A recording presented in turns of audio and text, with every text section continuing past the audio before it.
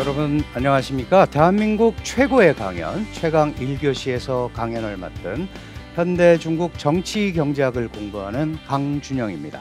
저는 한국외국어대학교 국제지역대학원의 중국학과 교수로 중국 정치, 경제, 외교와 관련된 강의를 하고 있습니다. 오늘은 요즘 세간의 관심을 끌고 있는 중국과 대만, 즉 양안 관계에 대해서 함께 생각해보는 시간을 마련했습니다. 특히 미중 간의 전략 갈등이 심화되고 미국의 대만 중시 정책 그리고 중국의 대만 압박 정책이 강화되면서 양안 간에 혹시 무력 충돌이 생기는 게 아닌가 하는 이런 위기론까지 대두되고 있는 상황입니다. 과연 양안 문제의 본질과 쟁점은 무엇이고 또 무력 충돌 가능성은 있는지, 그렇게 됐을 경우 우리에게 미치는 영향은 무엇인지 오늘 집중적으로 같이 생각해 보도록 하겠습니다. 그래서 오늘 강연의 주제는 양안 관계의 쟁점과 전망입니다.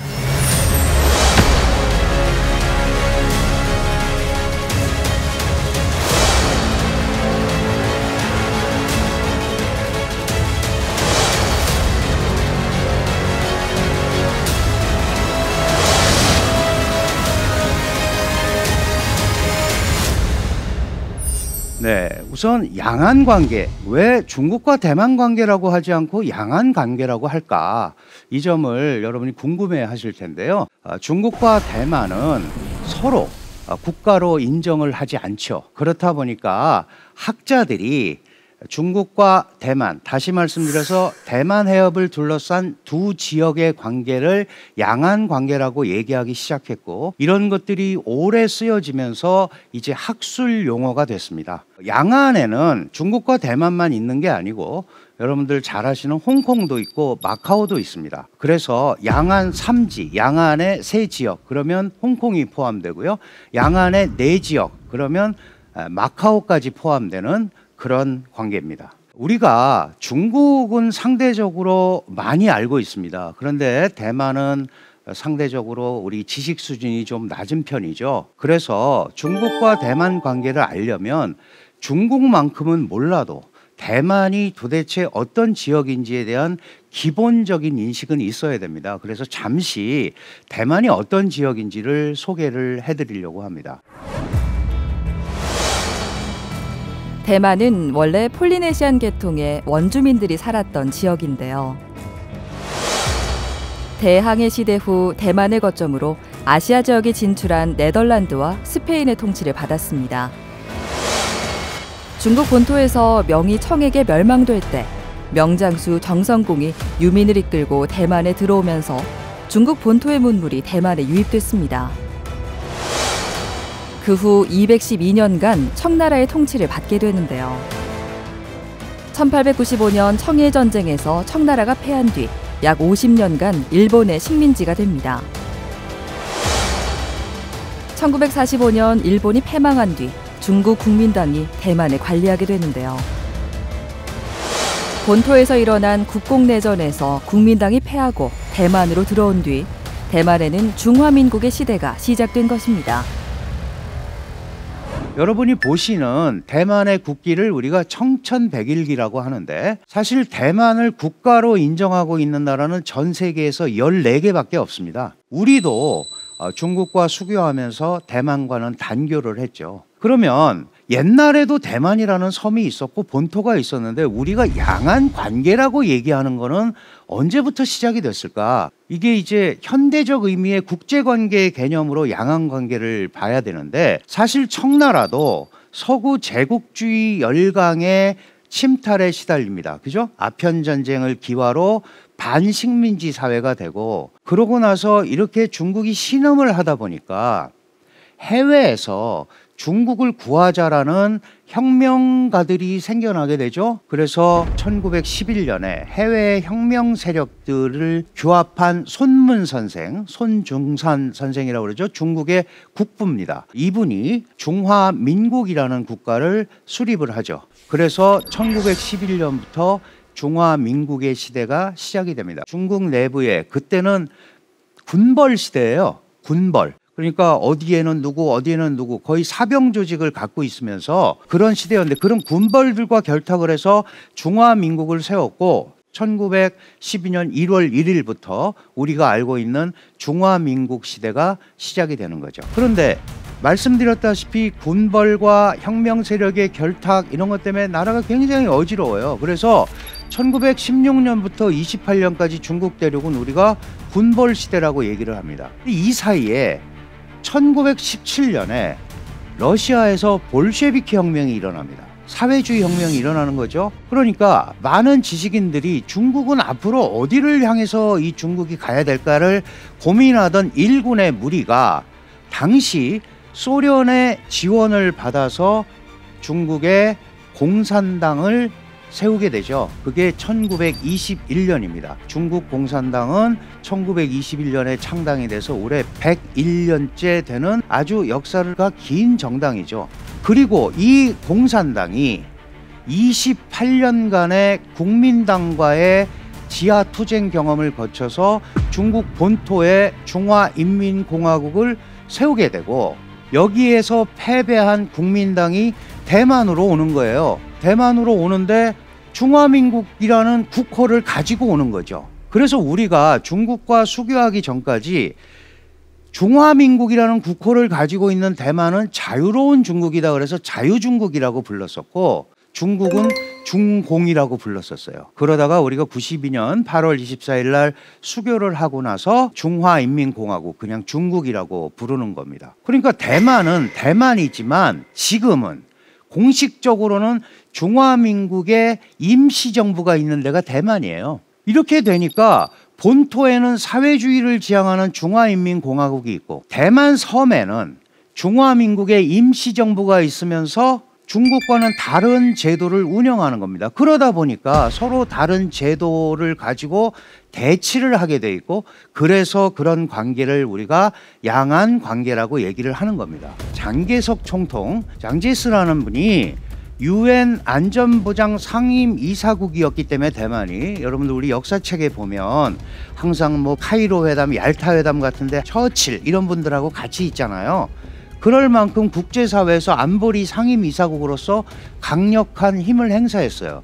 그런데 중국이 그때는 주계장막이라고 해서 가둬놓고 있었습니다. 그러니까 대만에 있는 중화민국이 중국을 대표했던 거예요. 근데 국제사회가 변하잖아요. 그래서 1971년에 대만이 가지고 있었던 UN 안전보장이사회의 상임 이사국 지위를 중화인민공화국이 대체하게 됩니다. 그러니까 대만이 뺏겨버린 거죠. 그래서 그런 뭐 투표를 하든 뭐를 하든 이런 행위가 있기 전에 대만은 유엔에서 스스로 탈퇴를 하게 되죠.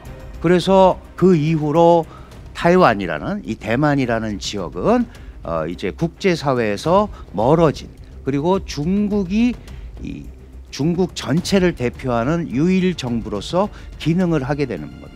그러니까 이런 양자 간의 관계를 우리가 양안 관계라고 한다.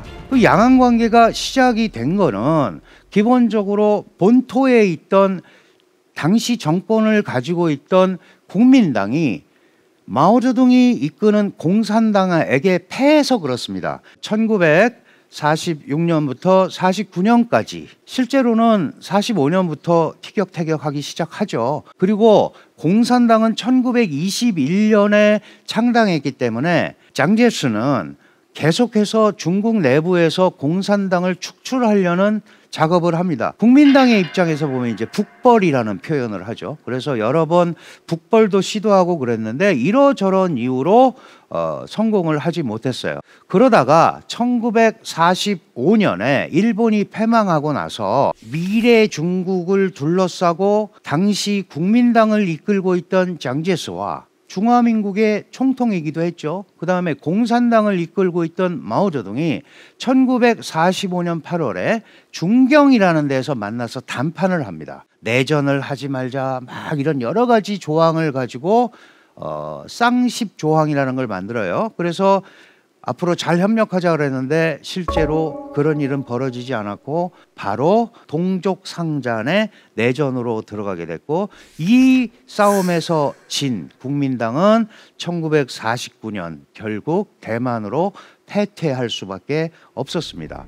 여러분들 이 그림은 일본이 패망하고 나니까 일본이 지배하던 대만이 광복을 맞게 되는 겁니다. 1945년에 대만성을 접수하는 의식의 사진입니다. 그런데 보시면 중화민국 국기와 미국 성조기가 같이 있죠. 그러니까 그때부터 이미 어차피 UN 안보리 상임이사국의 하나였었고 5개 나라 중에 이미 미국과 같이 이 대만을 접수를 하게 되는 그런 그림을 보여드리는 겁니다. 그림에서 보셨다시피 미국의 비호하에 중화민국이 대만을 접수했잖아요. 그러니까 중국의 입장에서는 대만을 빨리 복속시키고 싶은 거예요. 그래서 대만에 대한 포격을 합니다. 금문도 포격 사건 뭐 이런 여러 가지 그 무력 시위를 하는데 이거를 대만 혼자서 감내내기가 어렵죠. 그래서 미국과 대만이 1954년에 일종의 동맹이죠. 상호 원조 조약을 체결합니다. 물론 이것도 1979년 1월 1일 중국과 미국이 수교하면서 없어지게 됐습니다. 대만은 장개석이라는 첫 번째 총통이 공산당과의 내전에서 져서 대만으로 넘어왔고 그 옆에 있는 사람이 장제스의 아들인 장징구어라는 분이에요. 장경구 그 다음 총통입니다. 대만 발전에 혁혁한 공을 세웠다고 대만도 인정하는 그런 총통이죠. 그러고 나서 리덩호이 이분은 국민당 소속이었지만 기본적으로 대만에서 낳고 자랐고 약간의 독립 성향을 갖고 있던 분이에요. 이 리덩의 총통은 대만 민주화의 기초를 닦은 총통으로 나름대로 평가를 받고 있습니다. 그러고 나서 천수이비엔이라는 소위 민주진보당 변호사 출신입니다. 228 사건의 변호를 통해서 정치적 인물이 된 분이죠.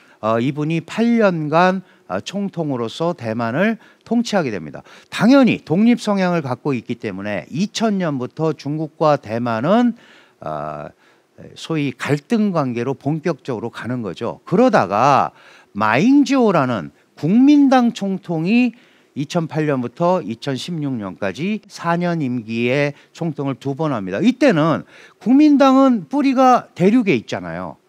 그리고 중국과 잘 지내면서 발전을 해야 된다는 생각을 갖고 있었기 때문에 중국과 관계가 좋았었어요. 그런데 2016년 선거에서 지금 현재 총통인 차이잉원이라는 여자 총통이 민주진보당 소속입니다.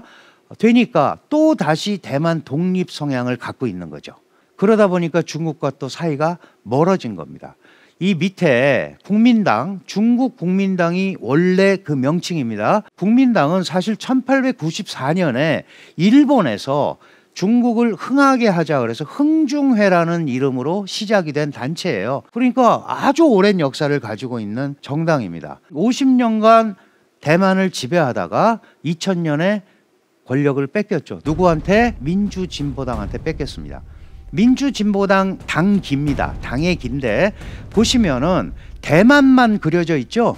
대만만. 중화민국은 전 중국 본토까지 다 포함되어 있습니다. 여기는 뭐냐 하면 우리가 중국의 통치권도 미치지 못하는데 왜 중국까지 어떻게 하려고 그러느냐. 대만만 잘 가보자. 그러니까 당연히 대만의 독립 성향이 강한 거죠.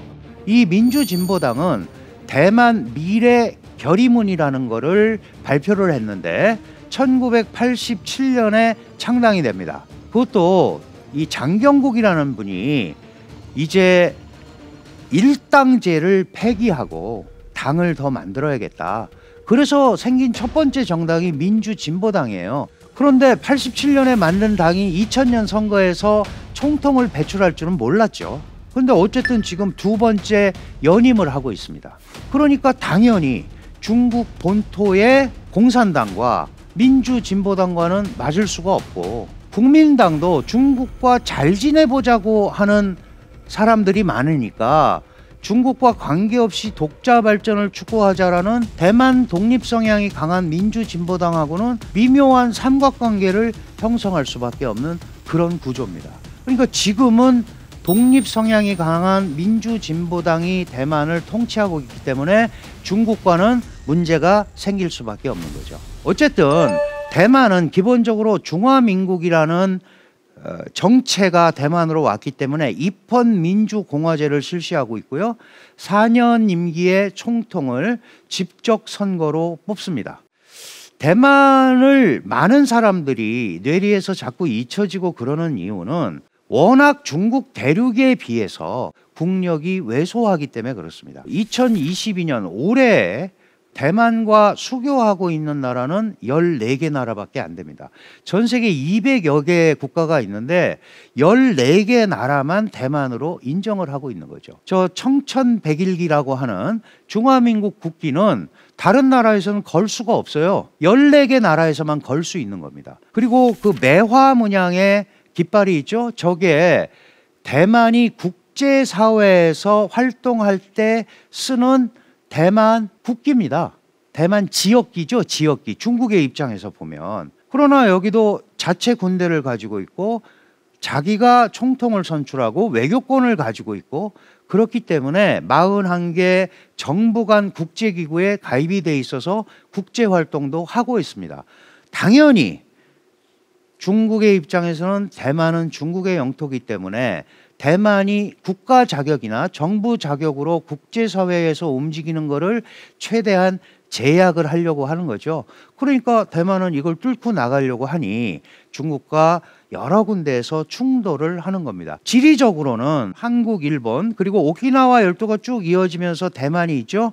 이 왼쪽에 보이는 섬이 해남도라는 섬이고 그 밑에가 필리핀, 인도차이나 반도 이렇게 돼 있어요. 그러니까 대만이라는 지역이 뻥 뚫려서 전개 중국의 수준으로 들어가면 일본이나 미국이 동아시아, 태평양 이쪽 동네에서 활동하기가 굉장히 어렵죠.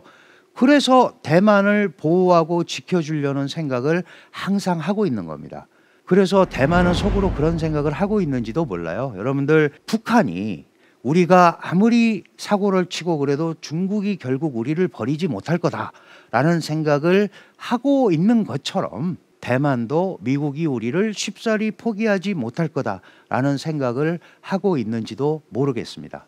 그런데 이렇게 수십 년, 수백 년간 이민족의 통치, 그 다음에 본토에서 온 통치 막 이런 걸 받다 보니까 대만 내부에서는 우리 대만의 정체성은 뭘까 도대체 이거에 대한 고민을 하는 사람들이 생겨나죠. 그리고 그게 자연스럽게 민족성으로 대만 내부의 민족성으로 발현이 됩니다. 특히 일제시대에는 왜 우리가 일본의 통치를 받아야 되지?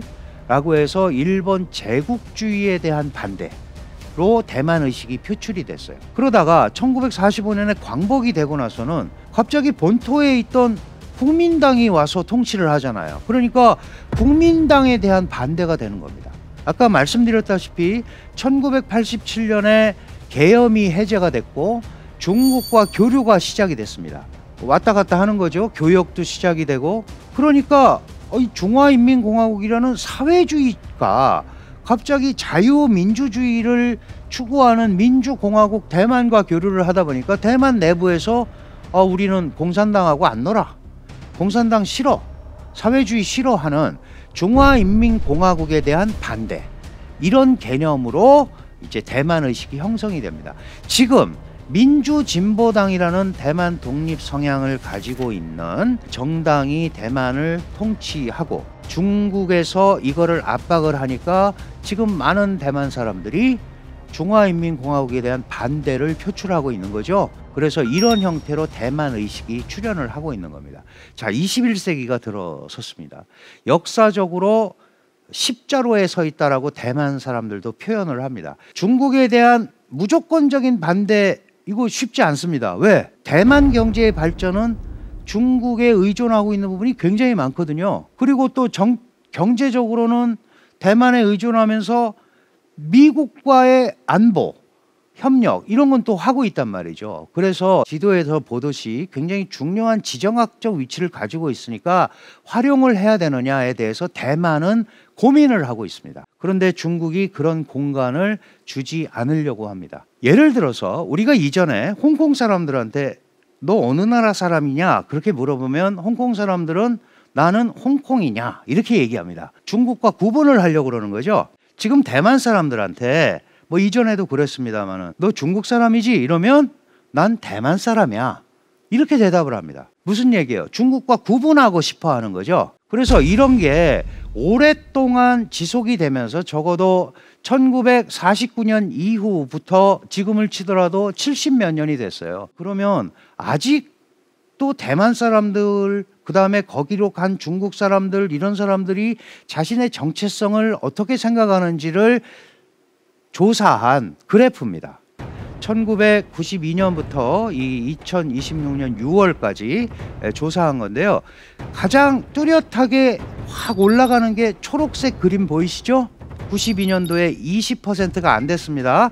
17.6%의 숫자였는데 올해 6월에 보면은 거의 70% 육박하는 사람들이 뭐예요? 나는 대만 사람이다라고 얘기합니다. 그리고 분홍 색깔, 빨간 색깔로 하는 거는 내려오고 있죠. 나는 중국인이기도 하고 대만인이기도 하다라는 사람들은 떨어집니다. 거기에서 나는 원래 나 중국 사람이지 대만 사람이기도 하고 이랬던 사람 중에 상당 부분의 사람들이 어디로 간 거예요? 나는 대만 사람이야. 그리고 대만의 독자성이 강화되는 겁니다. 이게 바로 민주진보당이 자신들을 이 소위 독립 성향으로 이끌고 갈 수 있게 하는 민심, 기본 바탕이 되는 거죠. 그리고 파란 거는 나는 중국이냐, 내가 중국인이지 무슨 대만 사람이야. 이 사람들은 당초에 25%부터 지금은 완전히 한 자리 숫자 5% 4%대로 떨어졌어요. 그러니까 전체적으로는 어떻게 됐어요? 대만에 대한 독자성을 강조하는 사람들이 늘어났다. 그렇다 보니까 자연스럽게 우리가 분열이 됐는데 그럼 통일을 해야 돼? 아니면 독립을 해야 돼?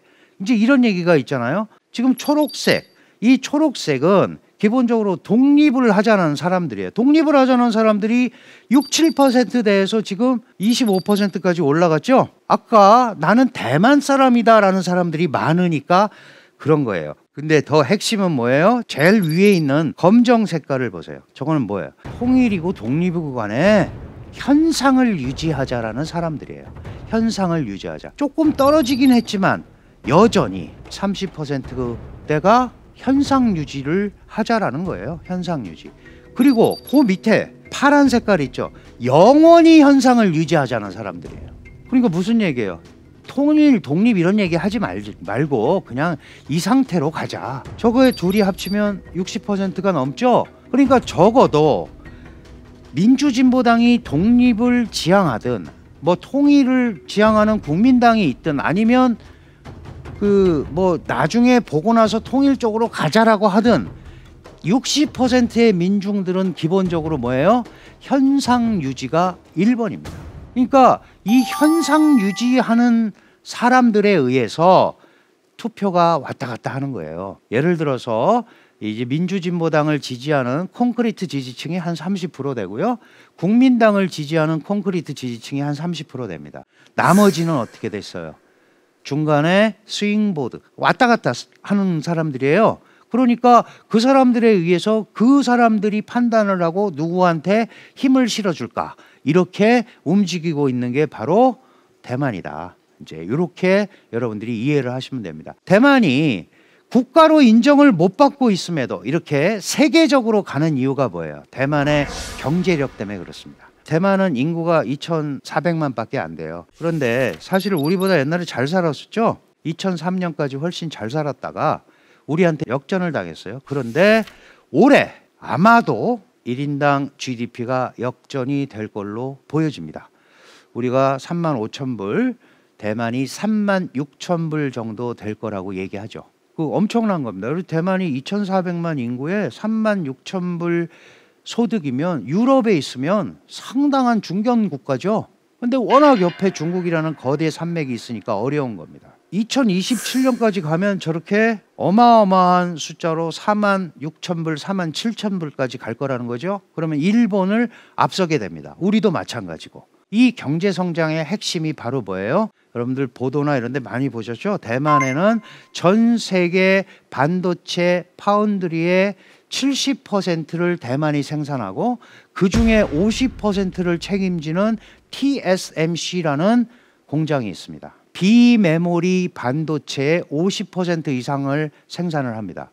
그리고 또 하나 UMIC라는 대만 비메모리 공장이 또 17%를 성장을 해서 거의 70%를 대만이 만들어냅니다. 우리는 SK와 삼성이 메모리 반도체의 한 70%를 장악을 하고 있죠. 그러니까 미국이 중국의 고급 반도체 기술이 흘러들어가지 못하게 하기 위해서 만든 게 바로 칩4, 반도체 만드는 4개 나라를 합쳐서 뭔가를 하려고 한 거예요. 그래서 한국, 미국, 일본, 대만 이렇게 반도체 공급망 협의체를 만든 겁니다. 그러니까 이 반도체 생태계는 어떻게 돼 있냐 하면 미국의 원천 기술과 일본의 소재와 소재 부품과 한국과 대만의 제조 기술로 이루어져 있어요. 그러니까 우리가 여기 안 들어갈 수도 없죠. 만약에 싹 빠지면 미국, 일본, 대만 셋이서 꿍짝꿍짝 하면 우리가 뒤처지게 되잖아.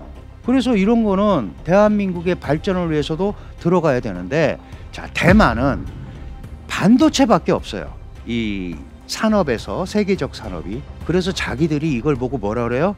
호국신이라고 그래요. 이 차이잉원 총통이 뭐라 그랬냐면 대만을 지켜주는 것은 미국의 무기가 아니고 우리 반도체다.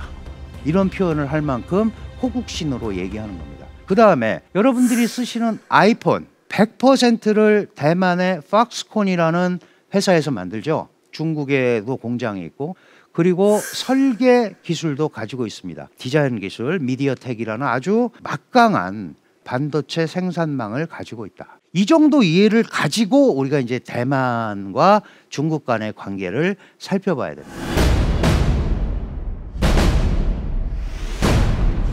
그 양안 관계 말씀드렸죠. 대만 해협의 두 나라, 두 지역의 관계를 얘기하는 거고 서로 국가를 인정하지 못하기 때문에 그랬다고 그러는데, 이게 왜 복잡하냐 하면 몇 가지 이유가 있어요. 우선 공산당은 대만을 흡수해서 민족 통일을 하려는 생각을 가지고 있죠. 특히 시진핑이 지금 추구하고 있는 중국의 꿈, 중국몽의 완성은 대만을 통합하는 것이다라는 얘기를 서슴없이 하고 있잖아요. 그러니까 공산당 정부, 공산당은 대만을 흡수해서 위대한 중국, 그레이트 차이나를 만들려고 하는 겁니다. 그리고 민진당은 아까 말씀드렸다시피 대만의 독립 성향을 강조하면서 궁극적으로는 독립국가 건설을 포기하지 않으려는 생각을 가지고 있죠. 국민당은 옛날하고는 달라졌지만 안정적인 양안 관계를 가지고 중국과 잘 지내면서 국제사회에서 생존 공간을 만들자 하는 게 국민당 정부의 입장이에요. 여기에는 미국 요인이 또 자리 잡고 있습니다. 양안 관계가 중국과 대만 딱 이 두 개의 관계라면 괜찮은데, 미국은 대만과 단교하면서 중국과 수교를 하게 됐고, 대만의 중요성을 알고 있기 때문에 단교하면서 1979년 4월에 대만 관계법이라는 법을 만들었어요. 아주 간단하게 말씀드리면 대만에 문제가 생기면 미국이 도와준다는 법이에요. 그러니까 말로는 이렇게 하고 그전에는 특별한 반응을 안 했는데, 트럼프 대통령이 중국과 무역 갈등 이런 걸 시작하면서 대만을 본격적으로 지원하기 시작합니다. 그러고 나서 트럼프 시대가 끝나고 바이든 대통령이 됐는데, 바이든 대통령은 한술 더 떠서 더 구조적으로 대만을 지원합니다. 그러니까 이 중국 대만 문제를 둘러싸고 미국 요인이 깊숙이 개입이 돼 있기 때문에 굉장히 복잡한 거예요. 다시 말씀드려서 사공이 많습니다. 사공이. 그러니까 대만과 중국은 대만은 중국과 경제 협력을 잘 하면서 정치적으로도 좀 안정적으로 잘 지냈으면 좋겠는데, 거기에는 미중 관계가 복잡하게 얽혀 있는 거예요. 그러니까 이게 대만이 결정할 수 있는 일이 아니죠. 자, 보시면 중국 본토에는 중국 공산당이 있고요. 대만에는 국민당과 민진당이 서로 정권을 교체하면서 대륙 정책을 하고 있는데, 국민당하고 민진당하고 정책이 다르잖아요. 미국도 대만에 대해서 공화당과 민주당이 달라요. 지금은 원보이스를 내고 있지만. 그래서 이 전략 구도가 이게 어떻게 바뀌느냐에 따라서 대만이 굉장히 고민스럽다. 근데 우리가 왜 이걸 가지고 이렇게 최근에 주의를 하게 되느냐. 이제 이거는 그 양안 위험 지수라는 거를 표현한 일종의 시뮬레이션 한 거예요. 보시면은 옛날에 장개석 총통 시절에 굉장히 안 좋았죠. 그러다가 막 떨어져 갖고 1까지 떨어진 적도 있어요. 그런데 지금 현재 차잉원 이 시기에 최고도로 왔다. 다시 말해서 양안이 무력 충돌의 위기가 있다. 양안 무력 충돌의 개념은 기본적으로는 뭐예요? 대만이 먼저 중국을 공격하기는 어렵죠. 그럴 할 상황도 아니고 결국 중국의 대만 침공이라든지 뭐 이런 훈련이라든지 이런 걸로 긴장이 높아질 가능성이 있는 거죠. 어쨌든 그런 게 대만의 독립 추구 정책, 그다음에 중국으로부터 벗어나야 된다는 탈중국 정책과 더불어서 지금 현재 양안 간의 소위 위험 지수가 굉장히 높다. 그리고 결정적으로 다양한 시기를 거쳤습니다. 대립도 하고 민간 차원 교류도 하고 뭔가 또 잘 지내보자라는 그런 서로 그 대화 기구도 만들어서 움직였었어요. 우리도 남북 적십자회담을 통해서 남북 교류를 했잖아요. 중국과 대만도 야 우리가 이거 이렇게 하면 안 되겠다 그래서 반관 반민, 그러나 이제 당연히 정부의 입김이 많이 들어가 있는 그런 기구를 만들었습니다. 중국은 해협 양안 관계 협회라는 걸 만들었고 대만은 해협 양안 교류 기금회라는 걸 만들었어요. 그래서 중국에서 만든 건 해협회라고 하고 대만에서 만든 건 해기회라고 합니다. 이게 92년에 만나서 뭘 했냐 하면 하나의 중국에 동의했어요. 하나의 중국이라는 게 뭐예요? 지금 뭐 대만이든 중화인민공화국이든 중화민국이든 이게 중요한 게 아니고 우리가 어쨌든 하나의 중국에 동의하자. 국민당 시절이죠. 그런데 문제가 생겼어요. 천수이비엔이라는 민진당 대통령이 딱 총통이 되고 나서는 그거 나 모르는 일이야. 그건 국민당이 한 거야. 이렇게 된 거예요. 그래서 또 갈등을 맺는 겁니다. 결정적으로 시진핑이라는 중국의 지도자가 과거의 중국 지도자보다는 훨씬 더 강경책을 씁니다. 그래서 이 사람은 대만 독립에 반대한다 이런 얘기만 하는 게 아니고 대만 통일을 빨리 해야겠다라는 작업을 시작한다. 대만 독립 반대보다 대만 독립을 스스로 나서서 촉진해야겠다. 여기에 대해서 차잉원이라는 대만 총통은 그게 무슨 소리냐, 대만과 중국은 별개다, 우리는 우리 독자적으로 가겠다 라고 얘기하기 때문에 문제가 생길 수밖에 없는 겁니다. 그래서 물론 이 차잉원 총통은 임기가 4년이고 이제 시진핑은 또 시작했잖아요. 앞으로 또 5년 할 거니까 이제 대만 내부에서 어떤 총통이 오는지에 따라서 또 새롭게 바뀔 수 있습니다. 그래서 지금 현재 양안 관계는 시진핑과 차잉원과 바이든 이 세 사람이 어떻게 만들어가느냐 여기에 따라서 문제가 됩니다. 자, 그럼 양안 관계에는 도대체 어떤 문제가 있어서 이렇게 싸울까? 이거를 이제 생각을 해봐야 되는데요. 대만이 제일 겁내는 거는 중국의 무력 사용입니다. 무력을 사용하면 궁극적으로 대만이 이기기 어렵잖아요. 물론 미국이 도와준다고 그러지만 진짜로 도와줄지도 미지수고. 그러니까 그걸 제일 두려워해요. 그러니까 차잉원 같은 사람은 독립된 실체로 대우해달라는 거예요. 그러면 갈 수 있는데 왜 자꾸 우리를 통일하고 그렇게 군사적으로 압박하느냐. 그러나 중국 정치 지도자의 덕목으로서 마지막 남아있는 대만을 통일하는 게 지도자의 위상을 강화하고 위대한 중국을 건설하는 데 핵심이 되는 거기 때문에 시진핑으로서는 포기할 수가 없는 겁니다. 양안 간에는 4가지의 쟁점이 있습니다. 하나가 하나의 중국 원칙입니다. 중국은 하나다. 우리도 수교할 때 어떻게 했어요?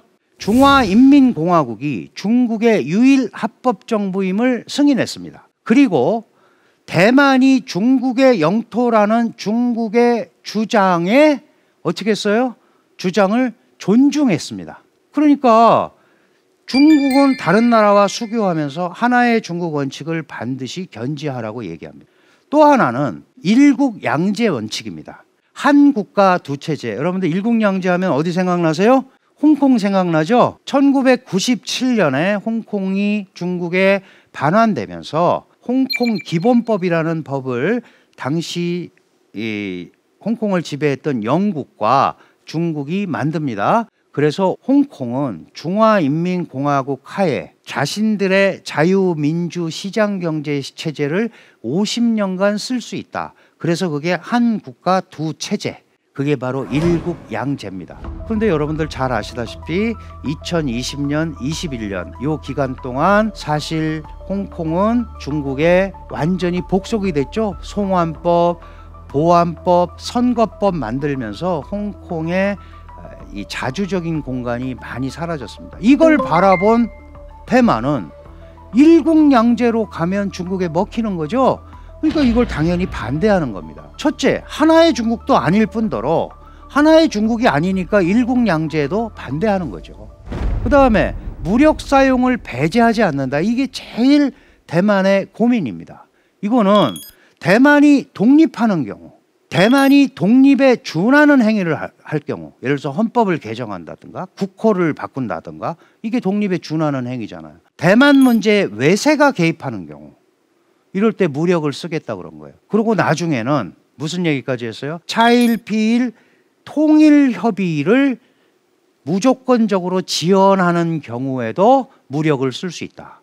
이렇게 지금까지 온 거예요. 그런데 여기에 가장 핵심적인 게 뭐냐? 미국, 중국, 대만의 삼각관계입니다. 여러분들 이게 5명의 지도자인데 덩샤오핑, 장저민, 후진타오, 여기까지는 어쨌든 대만과의 평화, 이걸 더 많이 강조했었어요. 그런데 시진핑은 이제 세게 나가겠다는 거예요. 그냥 놔두지 않겠다는 거예요. 무력 사용을 배제하지 않겠다라는 말을 시진핑이 2019년에 다시 꺼냅니다. 말을 안 들으면 무력을 쓸 수도 있다. 그러면서 무력 사용 조건을 조금 강화해요. 아까 말씀드린 4가지에다가 대만이 핵무기를 만들려고 한다거나 또는 대만 섬 내에 외국군이 온다거나, 이건 당연히 미국을 견제하는 거죠. 예를 들어서 그 대사관 역할을 하는 미국 대만 협회라는 게 있어요. 그 건물을 신축하고 그걸 경비하려면 미국의 해병대나 이런 사람이 오잖아요. 7명이 오든 5명이 오든. 그래도 무력 공격을 할 수 있다. 더 중요한 건 뭐냐 하면 대만의 동란에 빠지는 경우에 우리가 무력 공격을 하겠다는 거예요. 그런데 어떤 경우가 동란인 경우인지는 밝히지 않았어요. 자의적으로 해석할 수 있죠. 민주진보당과 국민당이 어지러워져서 대만이 혼란해지고 막 이러면 그것도 야, 이 대만의 혼란에 빠지는 거야 하고 무력 사용할 수 있다는 거죠. 그래서 무력 사용 조건이 크게 늘어나는 거예요. 그래서 나타나는 게 양안의 무력 충돌 가능성입니다. 이거는 중국군이 대만 상륙 작전을 상정하고 섬에 상륙하는 훈련 그림입니다. 이런 것들을 자꾸 하는 거예요. 그래서 이런 걸 또 자꾸 보여주는 겁니다. 사실 여러분들 잘 아시다시피 중국과 대만은 상대가 되지 않죠. 인구도 그렇고 국력도 그렇고 군인 숫자도 그래요.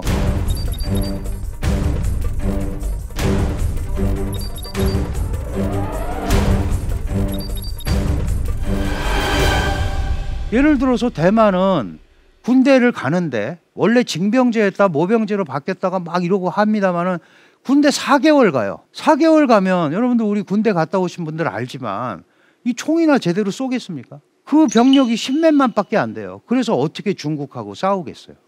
그런데 섣불리 중국이 대만을 공격하지 못하는 이유가 여러 개 있습니다. 실제로 양안 간에는 1954년, 58년, 그 다음에 1995년부터 90년까지 미사일 실험을 대만 일대에서 한 3번의 위기가 있었고, 올해 8월에 펠로시 미 하원 의장이 대만을 방문했잖아요.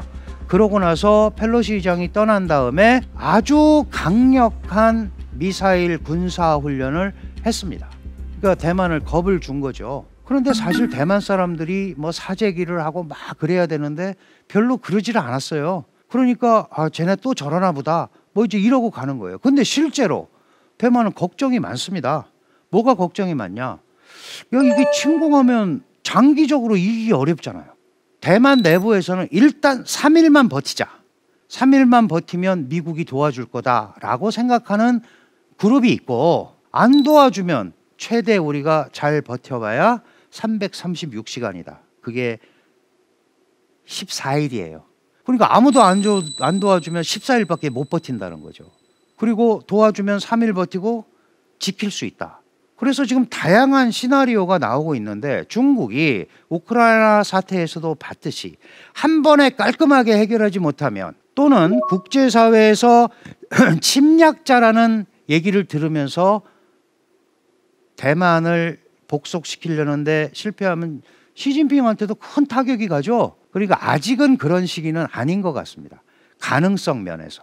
그러나 확연하게 차이가 난다거나 뭔가 돌파구를 마련한다고 했을 때는 침공 가능성도 전혀 배제할 수는 없어요. 무슨 일이든 다 일어납니다. 우크라이나 절대 침공 안 할 거라고 전 세계적으로 모든 사람이 얘기했지만 푸틴이 결국 했잖아요. 합니다.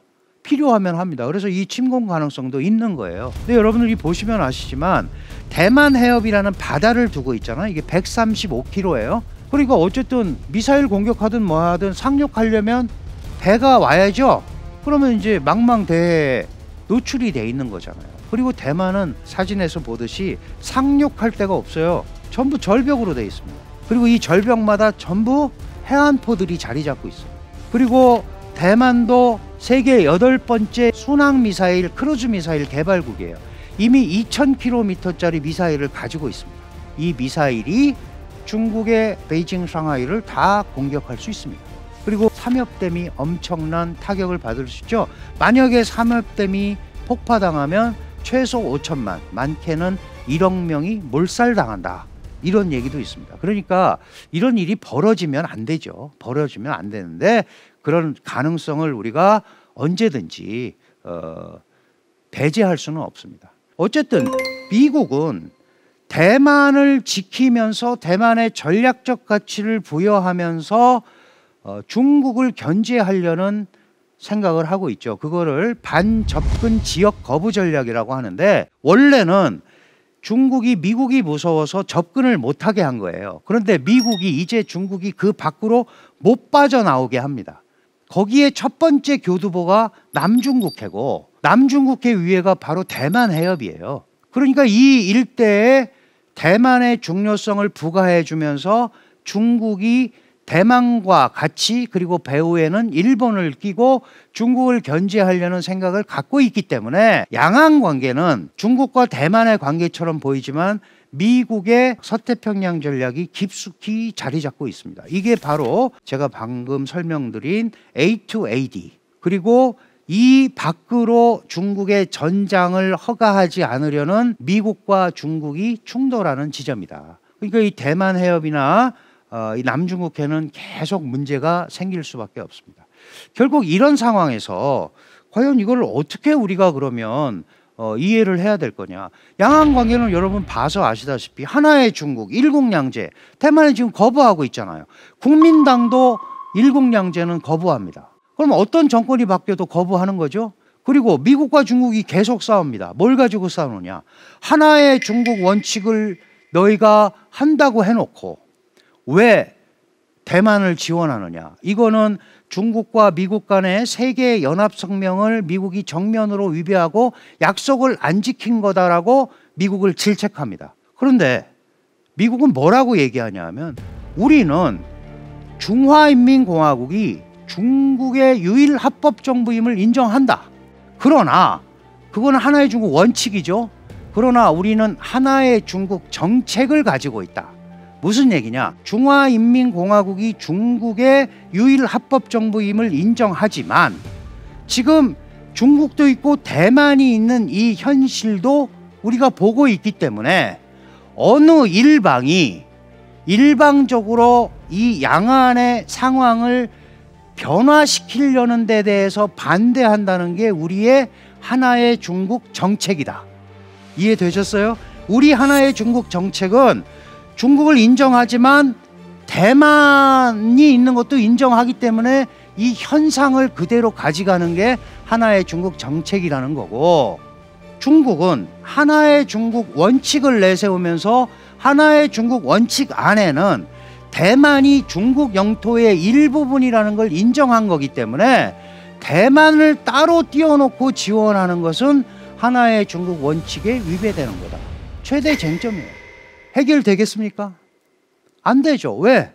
미국은 동아시아 태평양 전략이 있고 중국은 중국대로 대만을 복속시키려는 전략이 있기 때문에 이거는 해결이 안 되는 겁니다. 앞으로도 계속 이렇게 갈 수밖에 없어요. 그러면 이게 뭐 중국과 대만이 그런 건 알겠는데 많은 분들이 뭐 우리하고 무슨 상관이야 라고 얘기하지만 아주 상관이 많이 있습니다. 여러분들 일단 대만 해협이라는 데는 우리나라 중동 원유의 70% 이상이 대만 해협을 통해서 들어옵니다. 그리고 우리의 수출품 태평양으로 가는 거 말고 이렇게 유럽 쪽으로 뭐 인도양 거쳐서 가는 거는 또 그 앞을 지나서 가야 돼요.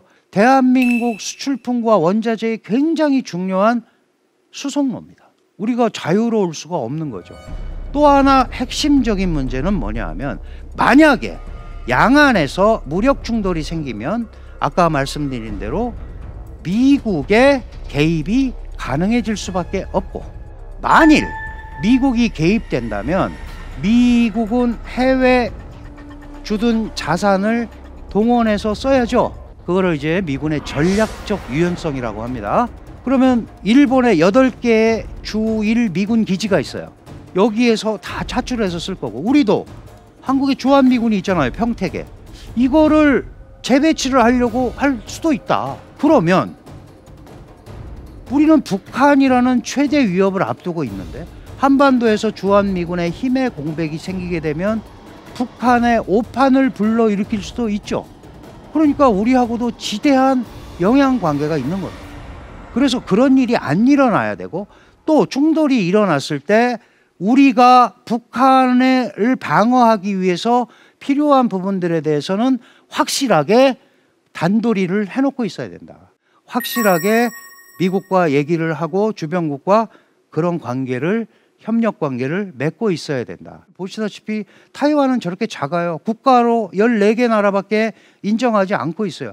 그러나 굉장히 중요한 위치를 차지하고 있습니다. 그래서 우리가 작년 문재인 대통령의 한미 정상회담도 그렇고 올해 바이든 대통령과 윤석열 대통령의 한미 정상회담에서도 물론 미국의 요구도 있었지만 대만 해협의 안정과 평화가 중요하다라는 얘기를 하게 된 거예요.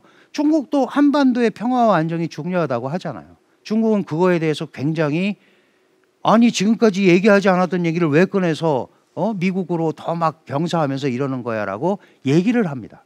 그러나 우리도 국제 원칙 차원에서 그리고 한국의 안위를 보존하는 차원에서 양안 관계가 조용하고 그죠? 평화적으로 해결되고 이런 데 대해서 원론적인 얘기는 충분히 할 수 있는 거죠. 말씀드린 대로 유사시에 주한미군과 주일미군이 투입이 될 수밖에 없는 이런 구조이기 때문에 제일 좋은 것은 이런 일이 안 벌어져야 되는 거예요. 벌어지게 되면 과연 우리가 어떻게 해야 되느냐.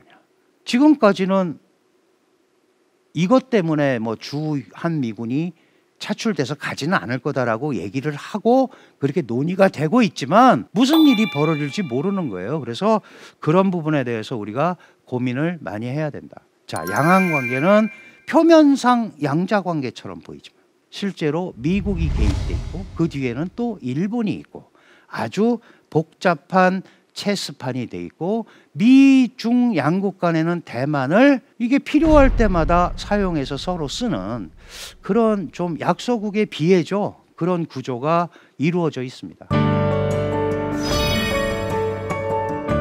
양안 관계의 전개와 그 후폭풍, 한반도도 결코 자유롭지 않다. 어떻게 보면 우리와 직접 관계가 없는 것처럼 보이지만 앞에서 살펴본 대로 대만 해협이 우리의 원유 수송로고 양안 충돌 시 미국이 개입할 수도 있고 또 주한미군이 전략적으로 이동할 수도 있고 이게 자칫하면 북한의 오판으로 이어질 수도 있고 그리고 한국 대만 간의 경제 교류라든가 또 반도체 협력 이렇게 미래 관계에도 상당한 파장을 미칠 수밖에 없는 구조를 가지고 있습니다. 그래서 이런 것에 휘둘리지 않고 스스로 살아갈 수 있는 방법이 굉장히 중요하다. 그러려면 적어도 스스로 방어할 수 있는 군사적, 경제적 실력 이걸 갖추고 있는 것이 대한민국의 안전을 지키는 지름길일 수밖에 없다라는 생각을 다시 한번 해보게 됩니다. 지금까지 대한민국 최고의 강연 최강 1교시 강준영이었습니다. 고맙습니다.